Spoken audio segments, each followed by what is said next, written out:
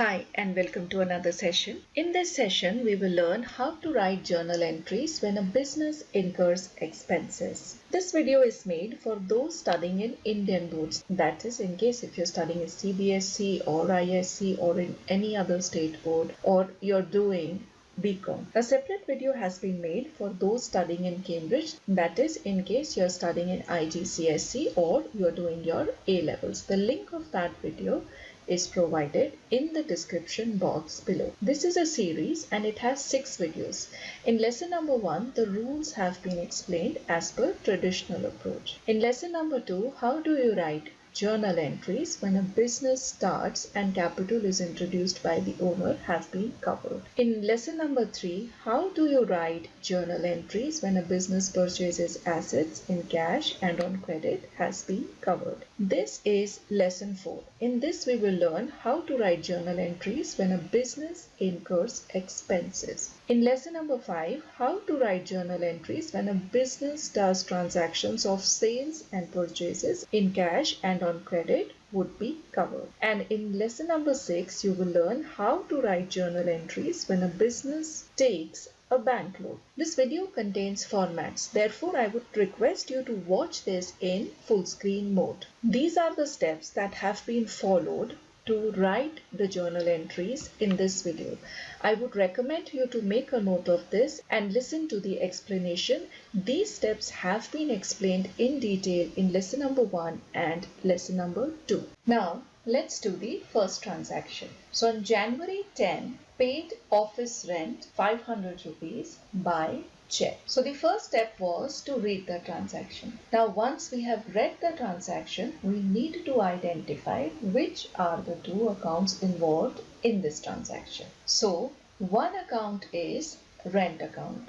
What are we paying? We are paying rent in this transaction and it is the office rent. So the first account over here is rent. And how is the rent being paid? The rent is being paid by check. Therefore, the second account is bank account. Now, if you have watched the earlier videos, you would be familiar with this table. And if you're watching it for the first time, then I'll explain this table to you. Well, this table is a tabular representation of the steps that I had shown you earlier in this video. So this is date. This column is which are the two accounts involved. Then is the nature of account, that is, this belongs to which class of account. Then what's the rule behind it, and a debit column and a credit column. Here we will write the debit amount and here we'll write the credit amount. Now this is the rough working that we would do before we actually record it in our journal. So let's do the rough working. You can create this table on a page and then you can create your journal on another page and then do the recording of the transactions. So date is January 10. The two accounts involved are rent and bank. Now the rule for nominal account is going to be applied to rent, and the rule for nominal account is debit all expenses and losses and credit all incomes and gains. Now rent is an expense for the business. Therefore, the rule for nominal account is applied to rent. Why? Because it is an expense and we will debit rent account by 500 rupees. Bank is the account of an organization. It is a business. And to this, the rule for personal account is going to be applied. And what is the rule? The rule is debit the receiver and credit the giver. Here bank is giving the money and we are paying rent by that money. Therefore, bank account needs to be credited by 500. So the two accounts involved are rent and bank. The rule for nominal account is going to be applied to rent. Why? Because rent is an expense and therefore we need to debit rent account by 500. Bank is an organization, therefore the rule for personal account needs to be applied to bank, and bank is the giver of money in this transaction, therefore bank account needs to be credited by 500. So this is the format of journal. This is what we are learning to create in this session. But before we actually write our journal, we do our rough working and then we write the journal. Why? Because that makes the process of recording very easy, and it also helps you understand why is it recorded in this way in the journal. So the format of journal is date, particulars, LF or ledger folio, a column where you write the debit amount, and in this column you will write the credit amount. So this is the credit column, this is the debit column. So date is January 10. Now which were the two accounts we had identified? Rent account and bank account. You always write the account that needs to be debited first, then the account that is to be credited, and then a narration, which is a brief explanation of the entry. So rent followed by A/C, which is account, and then the short form of debit, that is DR over here.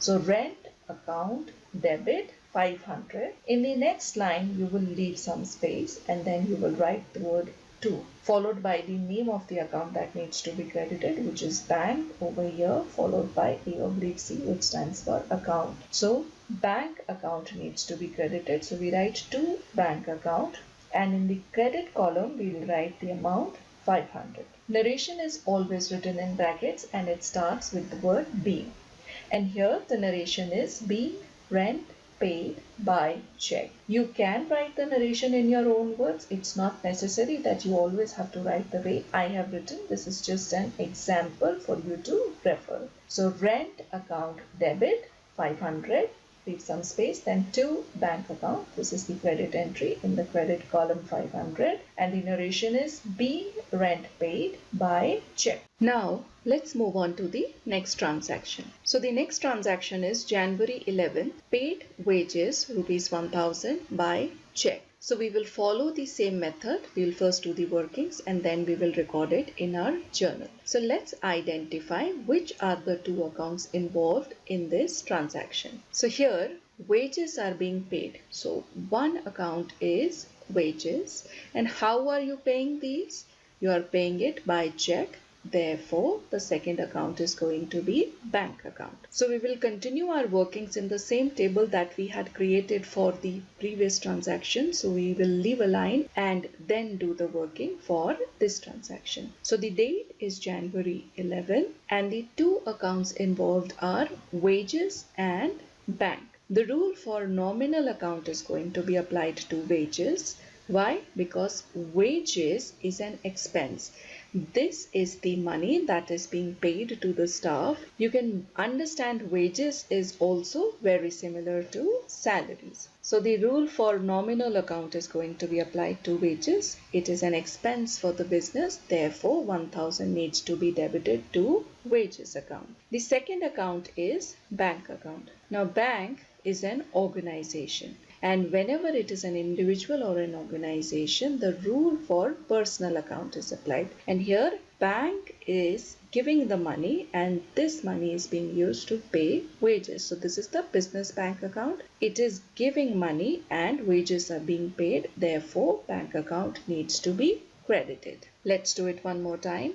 Wages and bank are the two accounts. The rule for nominal account is going to be applied to wages. Why? Because wages is an expense. Therefore, wages needs to be debited by 1000. Bank is an organization. Therefore, the rule for personal account is going to be applied to bank. Why? Because the rule is debit the receiver and credit the giver. Here bank is giving the money. Therefore, bank account needs to be credited by 1000. Now, let's record the entry in our journal. So you would leave a line and then you will record this entry. So date is January 11. Which were the two accounts involved? Wages and bank. Therefore, wages followed by A/C debit. Why? Because wages account had to be debited, and in the debit column 1000. In the next line you will leave some space. First you will write the word to, then name of the account that needs to be credited, which is bank. So to bank account, A/C stands for account, and in the credit column 1000. And the narrative is being wages paid by check. Let's do it one more time. Wages account debit 1000. Next line, leave some space. To bank account, and in the credit column 1000, and the narrative is B, wages paid by check.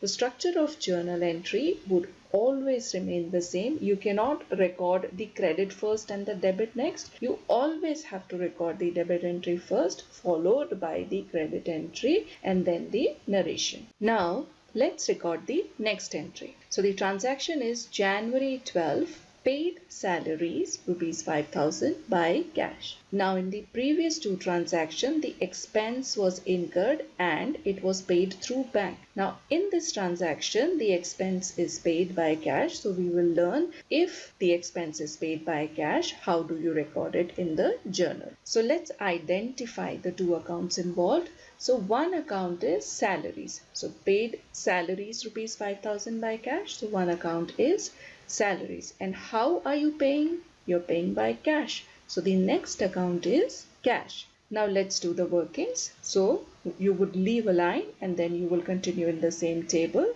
So January 12, the two accounts involved are salaries and cash. The rule for nominal account is going to be applied to salaries. Why? Because salaries is an expense.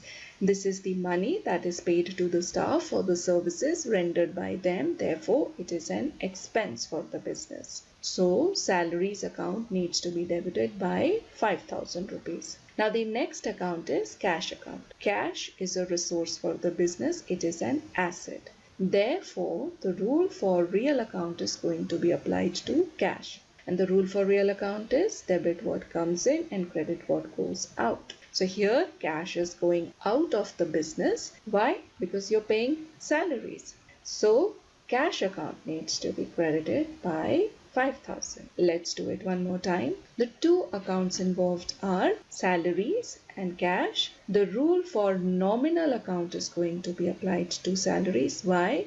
Because salaries is an expense and salaries account needs to be debited by 5000 rupees. Cash is a resource, therefore the rule of real account is going to be applied to cash, and cash is going out of the business, therefore cash account needs to be credited by 5000. Now let's record it in our journal.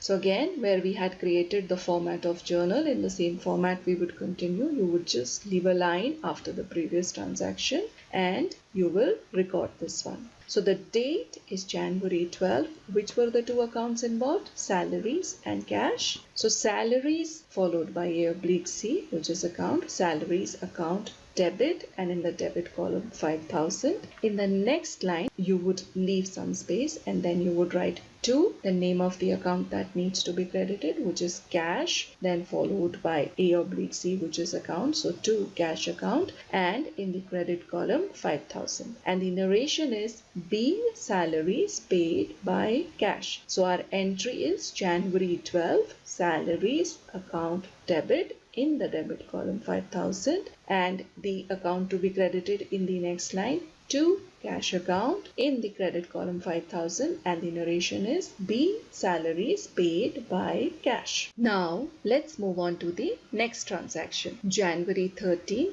paid for repairs of machine rupees 250 in cash. Now one thing that you need to remember here is, whenever there is a repair done to an asset, that is an expense for the business. So repairs of machine is an expense for the business. Now let's identify the two accounts involved. So the first account is repairs and the second account is cash. So the two accounts involved in this transaction are repairs and cash. It is repairs of machine. So one account is repairs and the second account is cash. Now let's do our workings. So the date is January 30. The two accounts involved are repairs and cash. Now the rule for nominal account is going to be applied to repairs. Why? Because repairs is an expense for the business.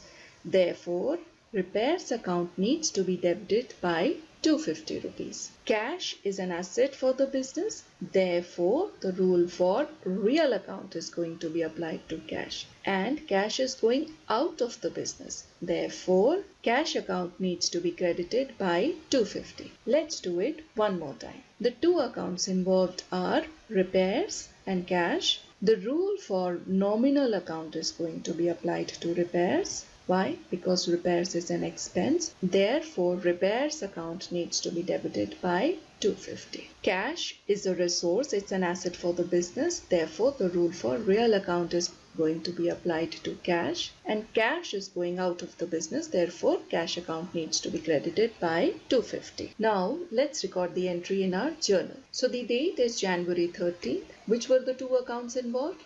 Repairs and cash. So repairs account debit and the amount is 250, followed by the account that needs to be credited. So you would leave some space, then to cash account, and in the credit column rupees 250, and the narrative is being repairs for machinery paid by cash. Let's do it one more time.